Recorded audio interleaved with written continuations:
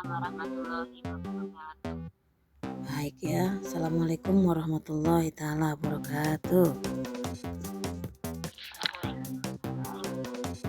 Waalaikumsalam warahmatullahi wabarakatuh. Iya, terima kasih banyak salamnya.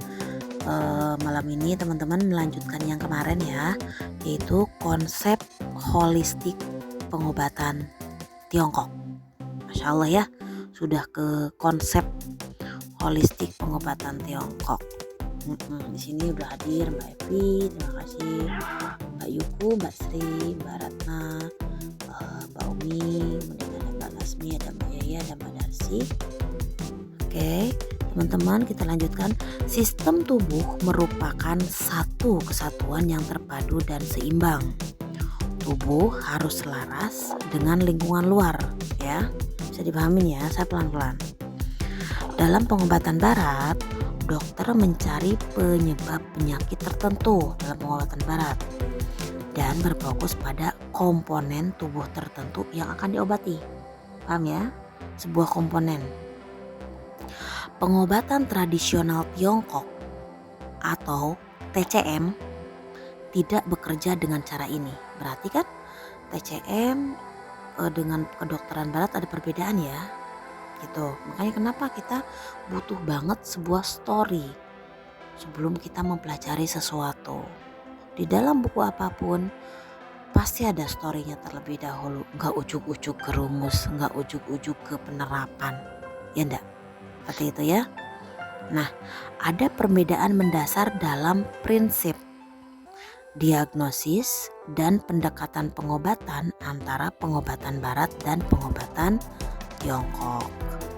Orang Tiongkok kuno percaya bahwa keberadaan mereka terkait erat dengan alam semesta, di mana mereka berada di tengah dengan langit di atas dan bumi di bawah. Jadi mereka berada di tengah-tengah, gitu kan?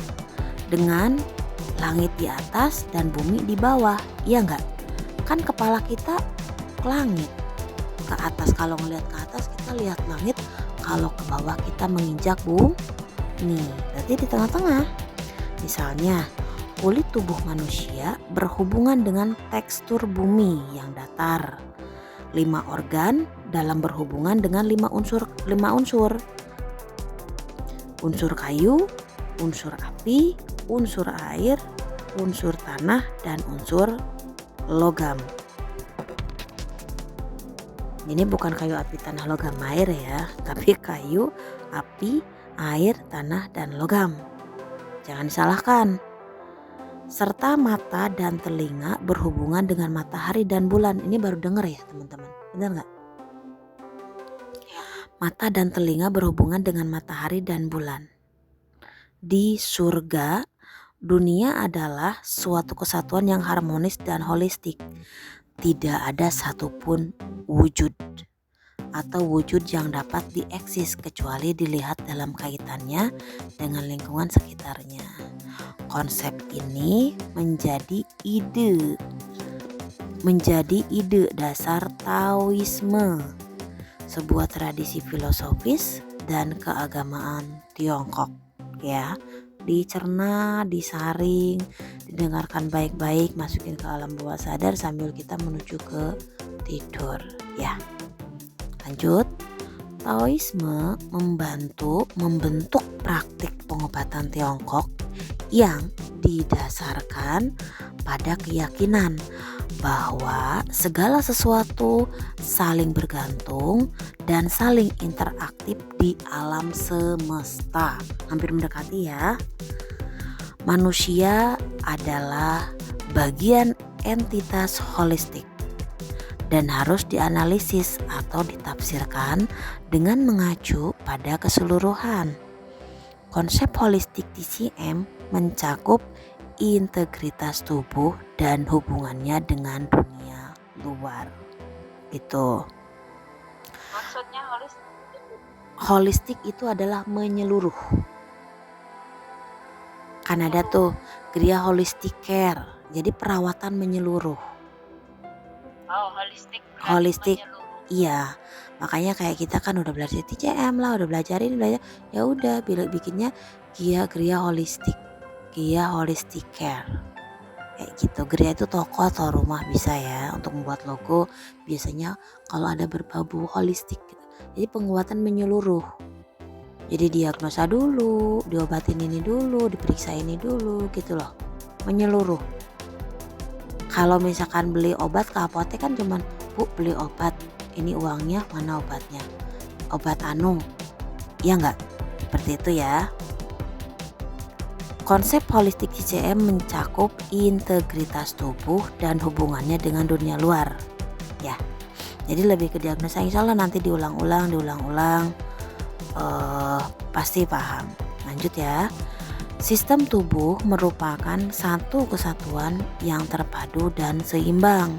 Jadi kalau seimbang ya sehat. Ya enggak? Karena di dalam tubuh itu ada sistem. Gitu ya. Tubuh merupakan satu kesatuan organik. Semua bagian penyusunnya saling berhubungan, saling bergantung dan saling membatasi secara fisiologis, saling mempengaruhi secara patologis. Dengarkan baik-baik ya yang ini ya. Saya ulang. Tubuh merupakan suatu kesatuan organik. Semua bagian penyusunannya saling berhubungan. Jadi semua itu saling berhubungan. Kita jangan play ke yang ini yang itu dulu, dengerin aja, oke? Dicerna langsung. Saling bergantung dan saling membatasi secara fisiologis. Saling membatasi secara fisiologis. Fisiologis ya, cari artinya di Google silakan. Saling mempengaruhi secara patologis. Nah, secara patologis kok saling mempengaruhi? Patologis itu artinya apa? Ya, cari di Google. Kemudian, kelima organ bertindak sebagai unit fungsional inti dan melalui keterhubungan sistem meridian, serangkaian hubungan timbal balik yang kompleks terbentuk di dalam tubuh. Setiap bagian tubuh mempunyai hubungan khusus dengan kelima organ tersebut, dan kelima organ itu sendiri juga saling berkaitan. Paham ya yang dimaksud? Ya, istilahnya kan menjaga keseimbangan tubuh. Kalau nggak seimbang berarti sakit. Baik. 5 sistem organ tubuh. 1. Jantung. Jantung berpasangan dengan apa? Pasangannya jantung. Organ jantung pasangannya apa? Usus, halus. Jaringan tubuh yang didominasi yaitu pembuluh darah. Kemudian bukaan itu apa ya artinya itu ya? Jadi mungkin yang berhubungan di area kepala itu apa? Lidah, area wajah ya. Maksudnya kan kepala itu kan termasuk wajah juga. Nah, wilayah termanifestasi dari luar yaitu wajah. Oke. Lanjut ke hati. Ini kan 5 sistem organ ya. Hati, organ pasangan organnya apa? Yang tahu? Yang belum tentu? Oke, jaringan tubuh yang didominasi, jaringan tubuhnya ten. Oke. Terus indera yang berhubungan, indera luar yang berhubungan, bagian apa? Panca inderanya? Mata. Kemudian wilayah termanifestasi di luar apa yang hubungannya? Bagian tubuh luar yang berhubungan dengan hati adalah kuku. Kemudian kita lanjut ke limpa ya. Limpa pasangannya adalah lambung. Oke. Jaringan tubuh yang didominasi yang berhubungan limpa adalah otot. Iya, istilahnya anggota badan ya. Kemudian bagian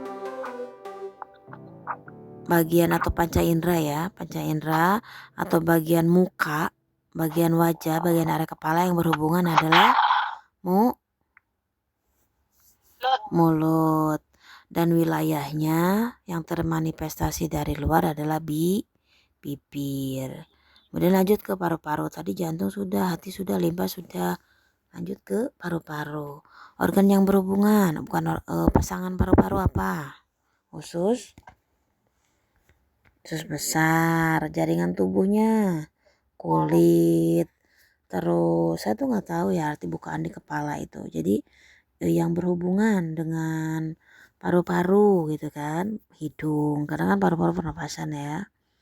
Kemudian wilayah yang termanifestasi dari luar, rambut, tubuh. Kemudian sekarang ginjal pasangan organnya apa? Kandung, kemih. Jaringan tubuh yang didominasi tuh, jaringan tubuh yang didominasi tuh. Jadi tubuh bagian dalam yang berhubungan dengan tubuh bagian dalam apa? Tulang. Area kepala yang berhubungan dengan ginjal apa? Telinga ya. Itu. Kemudian wilayah yang termanifestasi dari luar adalah rambut kepala. Kalau paru-paru itu rambut di tubuh. Kalau ginjal rambut di kepala ya. Jadi kayak uban gitu kan, cepat jadi uban ya. Mungkin selain gen ada karena misalkan ginjalnya panas karena kurang minum air gitu kan, bisa. Oke, lebih jauh lagi, qi atau energi vital, darah dan cairan tubuh merupakan bahan dasar berbagai fungsi tubuh. Mereka mengalir melalui tubuh. Nah, kemarin ada pertanyaan nggak? Substansi organ.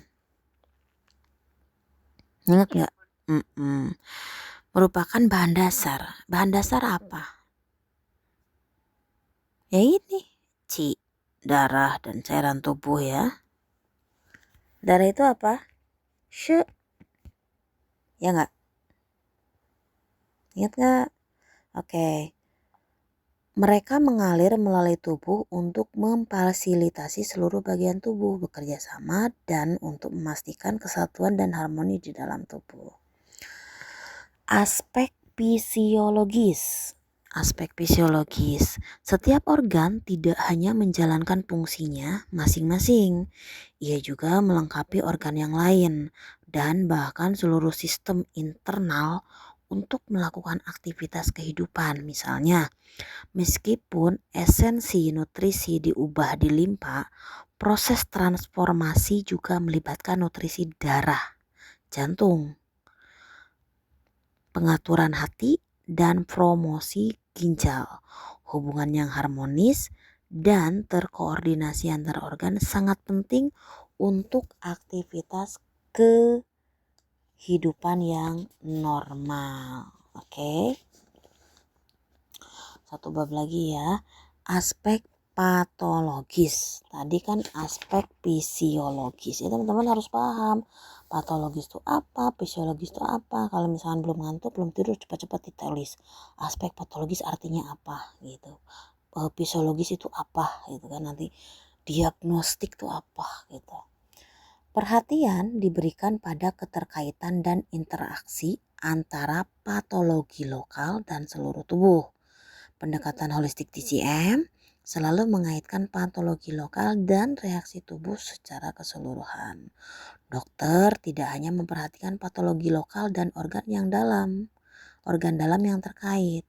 Mereka juga mempertimbangkan pengaruhnya terhadap bagian tubuh yang tidak terkena, sehingga dapat memprediksi perkembangan penyakit. Manifestasi klinis penyakit merupakan akibat dari reaksi tubuh secara keseluruhan. Misalnya, jika cuaca panas lembab mengiritasi hati dan kandung empedu.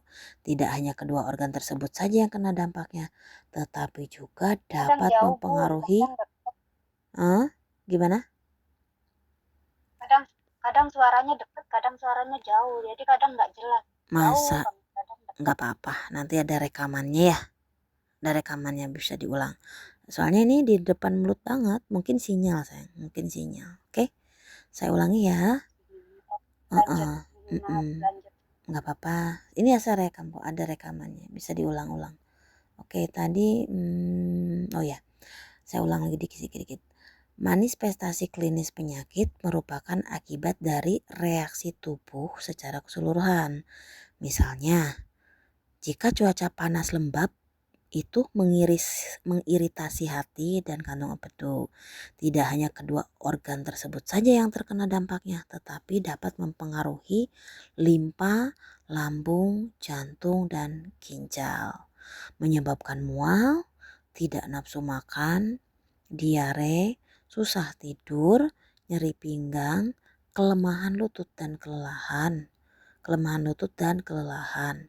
Dalam kasus kekurangan darah hati, mungkin ada gejala seperti penglihatan kabur, kemudian pusing, kuku pucat, kejang otot atau tendon, kelemahan anggota badan, kekurangan darah, menstruasi, dan bahkan menstruasi yang terlewat. Pembuluh konsepsi dan pembuluh jalan utama dikendalikan oleh hati. Berarti makanya penting banget tuh kita mempermainkan di LR23 ya. Kayak gitu. Gangguan pada organ dalam,